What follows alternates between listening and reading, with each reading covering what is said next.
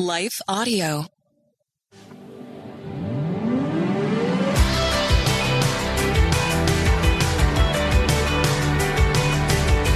You're listening to Therapy and Theology, and I'm your host, Carly Mercoulier.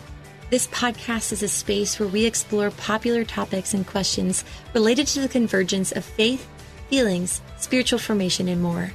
My prayer is that through these conversations, we will grow in our awareness of who we are as beloved children of God, learn to acknowledge our needs and emotions with curiosity and compassion, and rediscover the purpose and power of our unique stories through the lens of the gospel. As a licensed therapist and ministry leader, I want to give voice to the many questions we face while cultivating a clearer view of how our faith informs our healing journey. I don't have all the answers, but I am committed to going deeper and walking together. So whether you've been to therapy or know exactly what you believe when it comes to theology, I want to invite you to join this journey as we fearlessly name the complexities of our present reality and press into the hope of the gospel story. So are you ready? Let's jump into today's question and begin this journey together.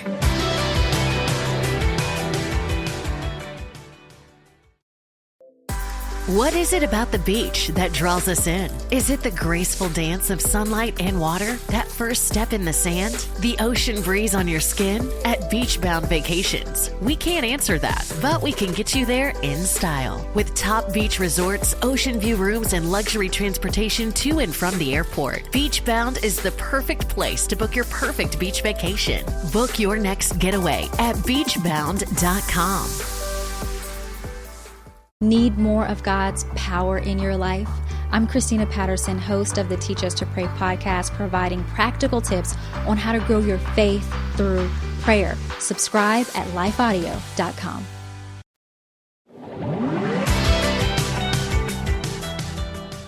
Hello and Merry Christmas. Welcome back to Therapy and Theology.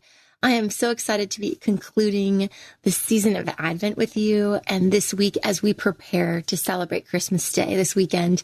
I don't know what your plans are, but I'm heading home today for the holiday weekend, and I am so looking forward to some rest and festivities with friends and family. So I pray that this journey has encouraged your soul to see that every season that we walk through in this life has evidence of Christ's presence and promise. During this Advent season, we have been taking time to intentionally seek the person and presence of our Messiah, our Good Shepherd, and Emmanuel. Over the last 3 weeks, we have journeyed through the first 3 themes of Advent in connection to the seasons of our spiritual life, learning to slow down and hope, find rest in the Good Shepherd, the peace that he offers us, and become more aware of his presence and purpose in the valleys of our lives, by finding joy in the promise that he will never leave us or forsake us.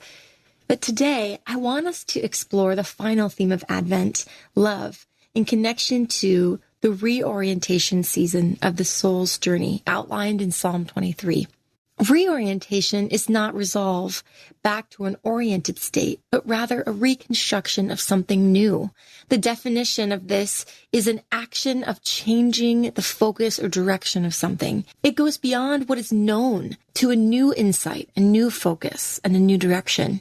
This is what Isaiah 43:18 mentions in the prophecy of Christ's coming. Remember not the former things, nor the things of old. Behold, I am doing a new thing. Now it springs forth. Do you not perceive it? I will make a way in the wilderness and rivers in the desert. This new thing is what makes a way through the valleys of disorientation and disconnection and redefines the way we view ourselves, God, and the world. We see this transition of reorientation in David's experience in verses 5 and 6. In Psalm 23, it says this: You prepare a table before me in the presence of my enemies. You anoint my head with oil. My cup overflows. Surely goodness and mercy shall follow me all the days of my life, and I will dwell in the house of the Lord forever. The surprising reorientation here in David's experience is so a reflection of our own, isn't it? This concept of the soul's reorientation is not a happy ever after story, but rather it is the recognition of goodness in the midst or even despite what was not planned or preferred. Again, here we have the challenge of holding the coexistence of experiences, one that does not negate our present reality, but also points us to the greater story that is being written. I have found in both my own life and my clinical practice that this process of reorientation is one of surrendering our expectations of who we assumed or desire God to be and holding tightly to the past and present promise of what he does offer us. Sarah Claire Smith, a fellow therapist and sole director of Providencia Church in Florida, shared a statement on a podcast interview recently that I listened to that I really think beautifully describes this concept of reorientation. She said that she wished she would have told her younger self this: it doesn't have to look the way you were told it has to look in order for it to be good. So often I ask myself and others, what is your definition of good? Because our expectation oftentimes directly impacts our experience. So what are your expectations of God? How do you define God's goodness? I think this is where the reorientation of the soul has to find its foundation. Because if our expectation of God's goodness is that we desire resolve and he doesn't meet that desire, then I think we get really disconnected and maybe even revert back to disorientation. Yet I think his desire for us is to experience his goodness and mercy and his love, which is not dependent on our circumstances. And this is where I think we find such hope in the love of God. This movement of disorientation to reorientation is a vital process to our spiritual formation. Often unexpected and not how we planned, God's movement towards us, going before us and coming after us, continues to rearrange our perspectives and transform our hearts to trust that he is the beginning and end, the Alpha and Omega. Looking back to verse 5, we see that God prepares a table, not just provision and plenty in the resolve of our reality, but in them, right? In the presence of our enemies. This verse signals a change in our perspective. This is the power and presence of God's love for us. In the midst of danger, he prepares and provides abundantly.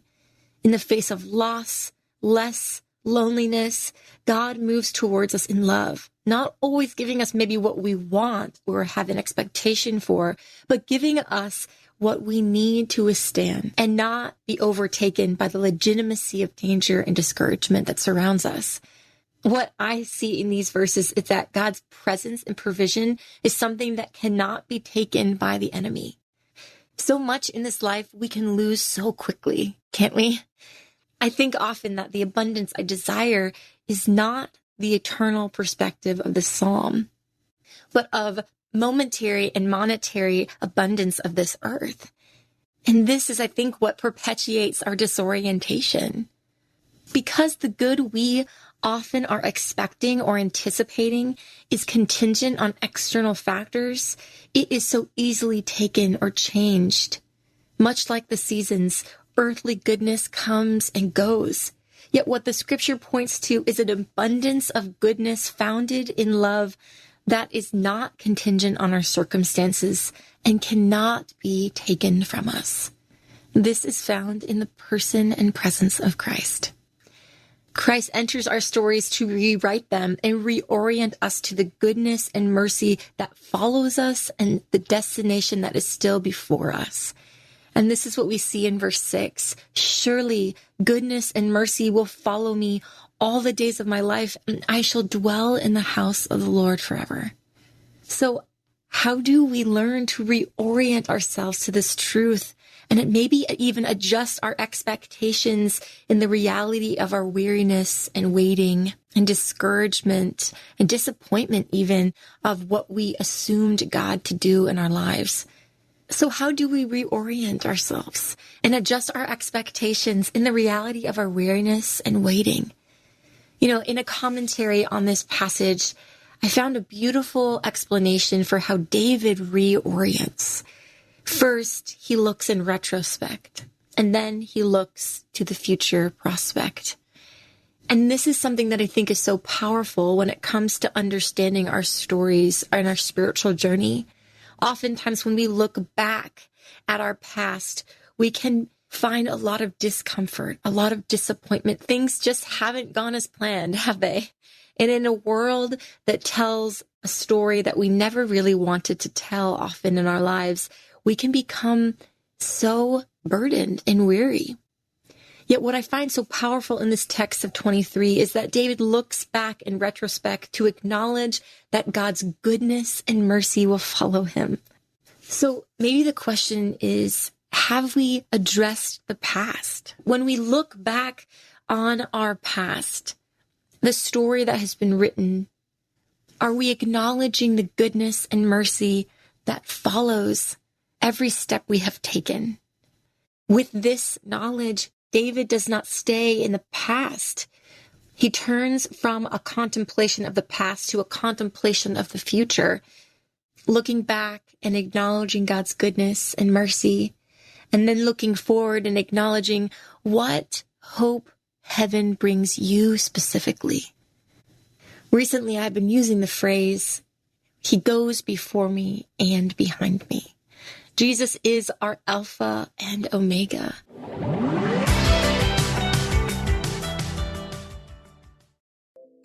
What is it about the beach that draws us in? Is it the graceful dance of sunlight and water? That first step in the sand? The ocean breeze on your skin? At Beachbound Vacations, we can't answer that, but we can get you there in style. With top beach resorts, ocean view rooms, and luxury transportation to and from the airport, Beachbound is the perfect place to book your perfect beach vacation. Book your next getaway at beachbound.com.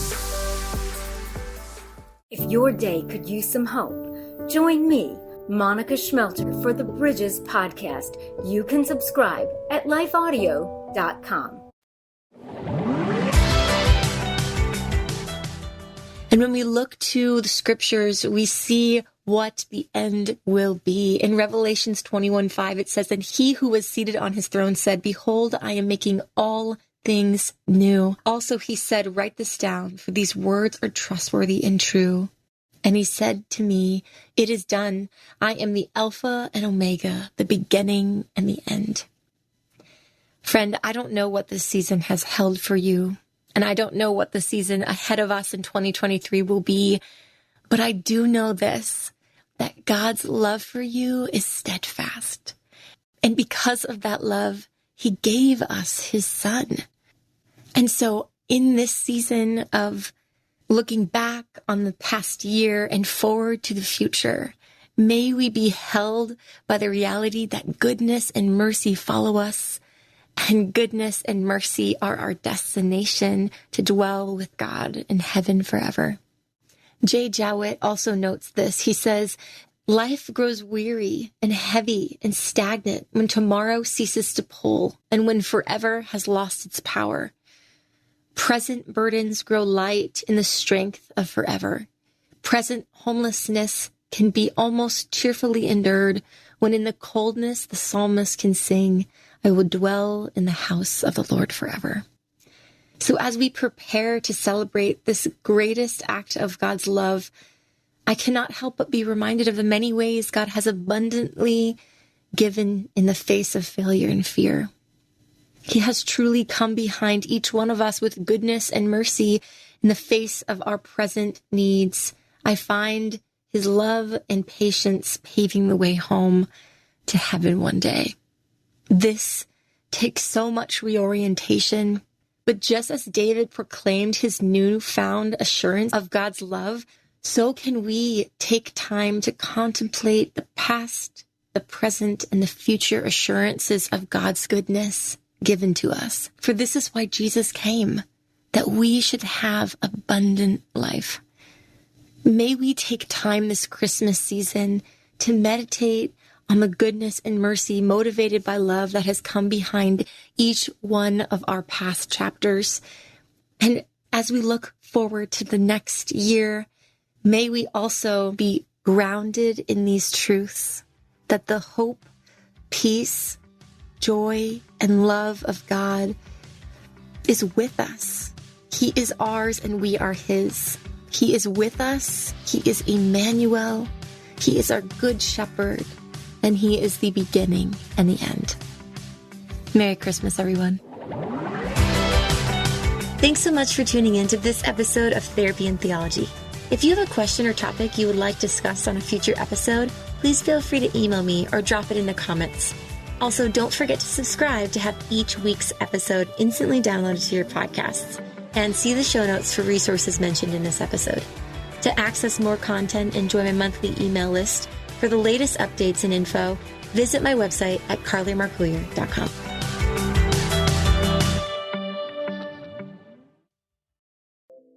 What is it about the beach that draws us in? Is it the graceful dance of sunlight and water? That first step in the sand? The ocean breeze on your skin? At Beachbound Vacations, we can't answer that, but we can get you there in style. With top beach resorts, ocean view rooms, and luxury transportation to and from the airport, Beachbound is the perfect place to book your perfect beach vacation. Book your next getaway at beachbound.com.